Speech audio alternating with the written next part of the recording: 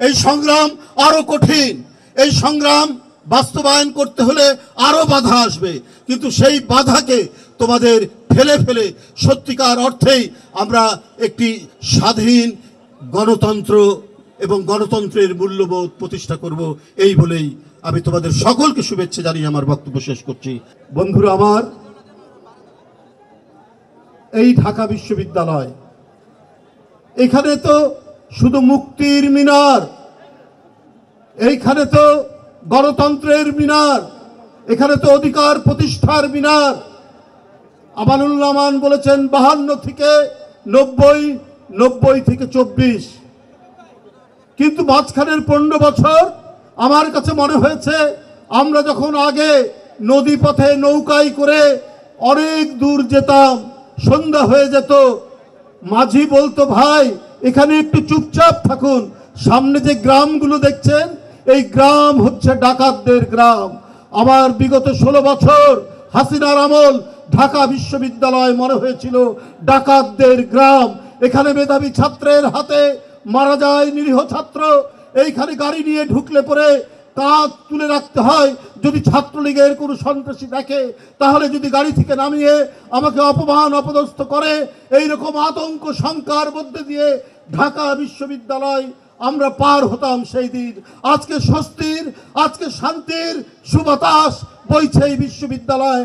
আর সেই জায়গায় দাঁড়িয়ে আমি 90, আমি 85, আমি 88, আমি 92 সালের সেই স্মৃতি, সেই সুমহান ঐতিহ্যের ঢাকা বিশ্ববিদ্যালয়, সেই 52 ঢাকা বিশ্ববিদ্যালয়, সেই 62 শিক্ষা আন্দোলনের বিশ্ববিদ্যালয়, সেই 69 বিশ্ববিদ্যালয় আবার মনে হলো যে এখানে আবার মুক্তির মন্দির, আবার এইখানে শান্তির সুবাতাস, আবার এখানে অধিকার আর সংগ্রামের মুক্ত কণ্ঠের আওয়াজ এখানকার গাছপালার মধ্যে দিয়ে প্রতিনিয়ত প্রবাহিত হচ্ছে। ছাত্র ভাই ও বোনেরা, শেখ হাসিনা মনে করেছিলেন বাধা দেব আর বাধা দিলেই সব আটকে যাবে, সব কিছু স্তব্ধ হয়ে যাবে। চৈত্রের গুমট গরমের মতো বাংলাদেশকে বানিয়েছিলেন শেখ হাসিনা।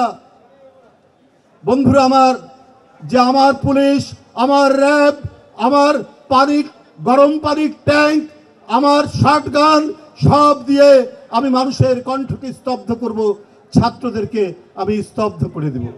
আমি চিলির একজন মহান কবি, তার একটা উদ্ধৃতি দিয়ে বলতে চাই। তিনি বলেছিলেন, পাবলো নেরুদা, নিশ্চয়ই আপনারা সবাই তার নাম জানেন।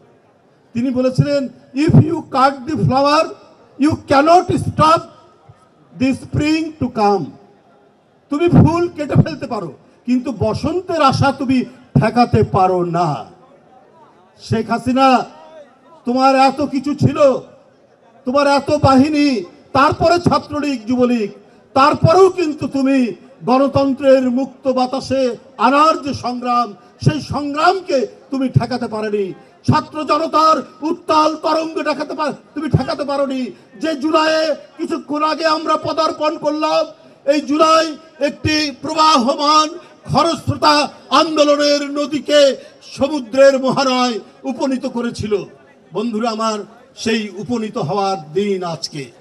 সেই মোহনায় আমাদের বিজয়ের পথের একটি নতুন স্থাপনা হচ্ছে আজকে।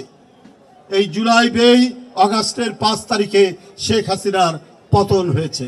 বন্ধুরা আমার, তাই আমাদেরকে যে শহীদ হয়েছেন ছাত্রদলের প্রায় শতাধিক, তাই না, 143 জন, 143 জন শহীদ হয়েছে।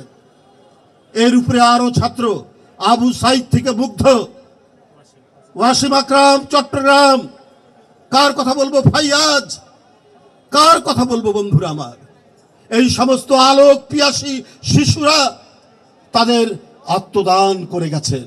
এরা তো শুধুমাত্র সাময়িকভাবে স্মৃতির জন্য নয়, ওরা আমাদের প্রত্যেকের মনে, আমাদের মনের আকাশে ধ্রুব তারার মতো ওরা জ্বলজ্বল করবে। আমাদের ধ্রুব তারার মতো তাদেরকে আমাদের মনে রাখতে হবে। আজকের আপনাদের জাতীয়তাবাদী ছাত্র দলের এই যে শহীদ মিনারের আলোক প্রজ্বলনের মধ্যে দিয়ে আমি মনে করি যে আমাদের 36 দিনের বিএনপির যে কর্মসূচি, সেই কর্মসূচির এখানে শুভ সূচনা হলো। আমরা এই প্রজ্বলনের আলোকের পথ ধরেই আমরা প্রত্যেকটি কর্মসূচি সফল করব। কারণ আমরা যারা জাতীয়তাবাদী ছিলাম, যারা এই দর্শনে বিশ্বাস করি, তারাই 16 বছর কোনো আপোষ ছাড়া, কোনো ধরনের আত্মনিবেদন ছাড়া স্বৈরাচারের কাছে আমরা নির্দ্বিধায় আন্দোলন সংগ্রাম করে গেছি। আমাদের জনি নেই, আমাদের জাকির নেই, কত অদৃশ্য হয়ে গেছে আমাদের কাছ থেকে, কত গুম খুন হয়েছে এই ছাত্রদলের ছেলেরা শেখ হাসিনার পেটুয়া বাহিনীর শিকারে।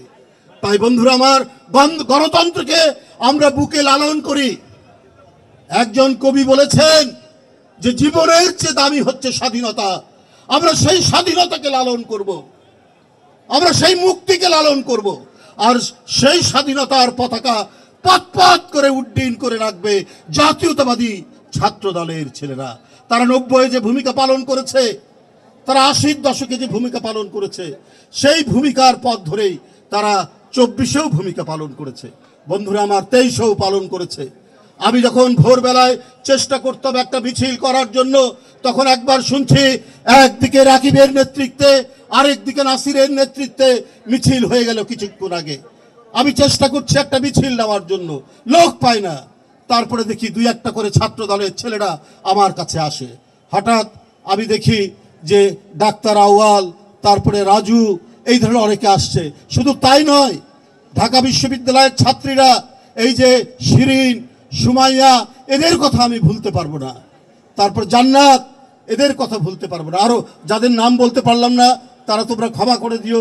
এই বিশ্ববিদ্যালয়ের ছেলেরা, এই ছাত্র দলের ছেলেরা সেদিন এক এক করে এসে আমরা আমাদের মিছিলকে বড় করেছি এবং আমরা যথাসাধ্য আওয়াজ তোলার চেষ্টা করেছি। আমি ধন্যবাদ জানাই তোমাদেরকে, জাতীয়তাবাদী ছাত্র দলকে। তোমাদের মধ্যে দিয়েই আমরা 1 বর্ষ পূর্তি হলো এবং আজকে সেই সমস্ত শহীদদেরকে তাদের আত্মদান এবং তাদের দেখানো যে পথ, যে জন্য তারা জীবন দিয়েছে, সেইটা আমাদের এখন বাস্তবায়ন করতে হবে। এই সংগ্রাম আরো কঠিন, এই সংগ্রাম বাস্তবায়ন করতে হলে আরো বাধা আসবে, কিন্তু সেই বাধাকে তোমাদের ফেলে ফেলে সত্যিকার অর্থেই আমরা একটি স্বাধীন গণতন্ত্র এবং গণতন্ত্রের মূল্যবোধ প্রতিষ্ঠা করব। এই বলেই আমি তোমাদের সকলকে শুভেচ্ছা জানিয়ে আমার বক্তব্য শেষ করছি।